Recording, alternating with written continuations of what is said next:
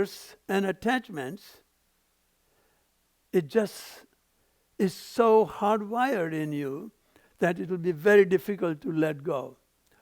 So as long as you are looking for love, acceptance, approval from people, places, and things outside, you will be using the vitality your body is producing, your mind is abusing.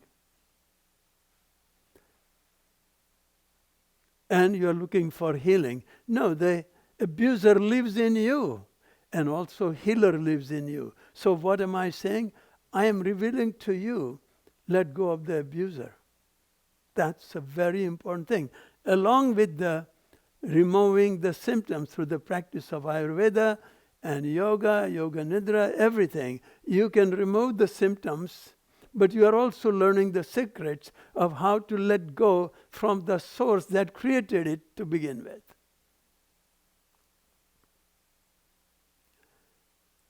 This is why we have this lifestyle. This is why we have these practices.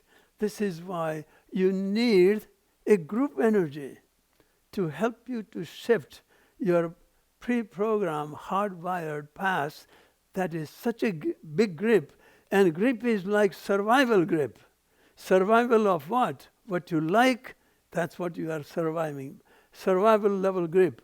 And what you are afraid of is grip that is even stronger than a survival grip. Then how can you ever solve that? So the yogis just saw that yogis just saw Ayurvedic masters and yogis, they were the same. They were not like two different kind of systems that came.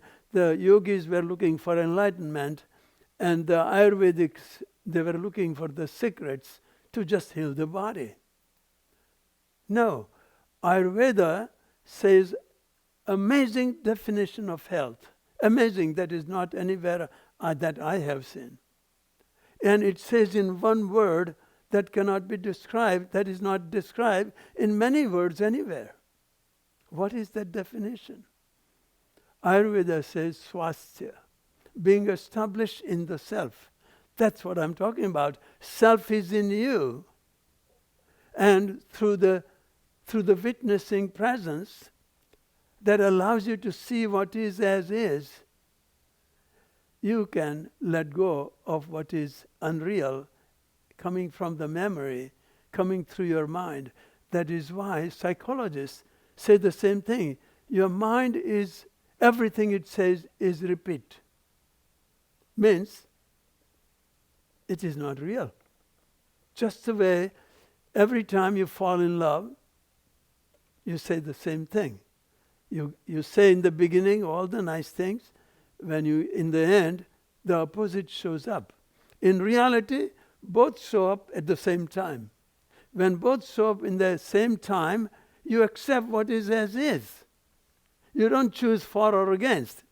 But when you choose it outside and fall in love with somebody, in the beginning it will look attraction. As it grows deeper, it will look like repulsion. Same thing, same person, same marriage, same thing. Why? Because in the external world, the duality of polarity shows in time. Because mind works in time, external things work in time, relationship work in time. So in relationship, you will, even if you are attracted to the job, money, power, in time, you'll find out you don't like it. You like the money, but you who likes it would suffer so much that money will not be able to solve the problems.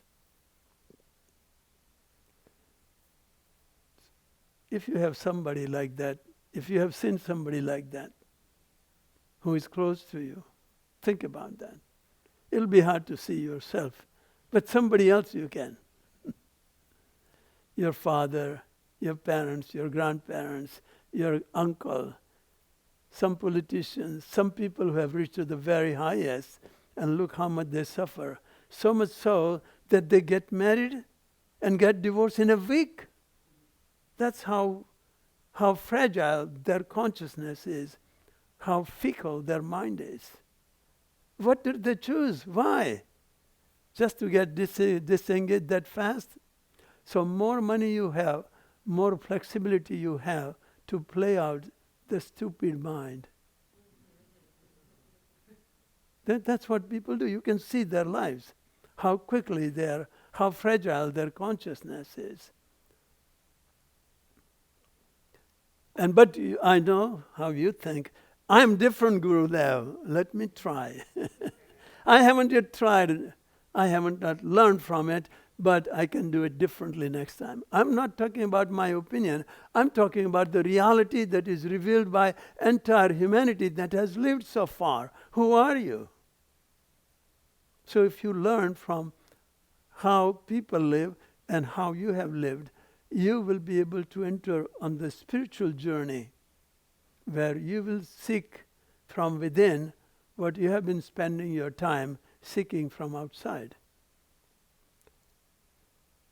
How many people you know have reached to the climax, highest pinnacle of popularity, social status, prosperity, money, power, skills, everything, and they are miserable? Do you think they got all this so they wanted to end up with being in misery? No, they did all these things to be happy. And they end up with misery. What do you call that? Insanity of humanity. Why? Because that's where the collective unconscious of humanity is at this time. But you don't have to be the victim. If you wake up, you can do it differently than the masses.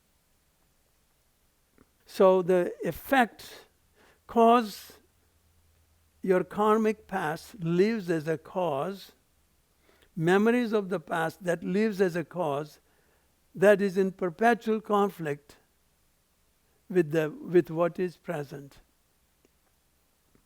So what is present is your symptoms. And if you are in conflict with the symptoms, you cannot even solve the symptoms.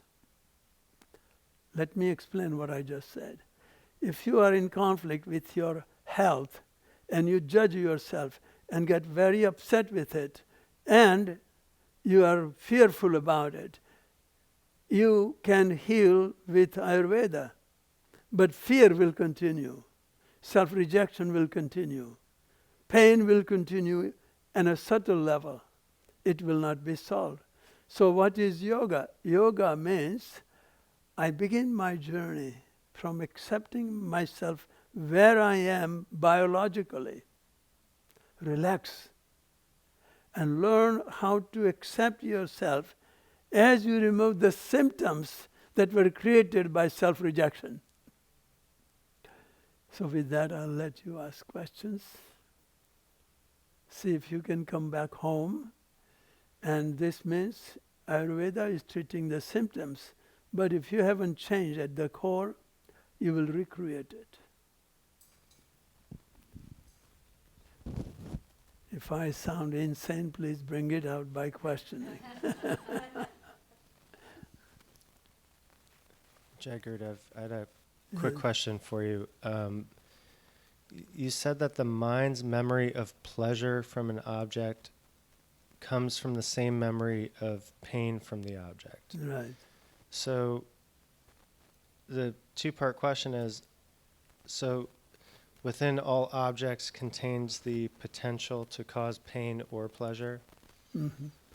And then if I'm in an experience and an object appears to cause me pain, Right. do I want to withdraw from the situation and try to see how it might cause pleasure in order to see the polarity? Do not withdraw from the situation. Withdraw from your perception. Right. Agreed. No, that's a big difference. Okay. Yeah. So, and then withdrawing from the perception is what allows the polarity. When you withdraw from the perception, now you can deal with the object. But if you think object is creating problem, you have a big problem that cannot be solved. So that's why it's a big difference.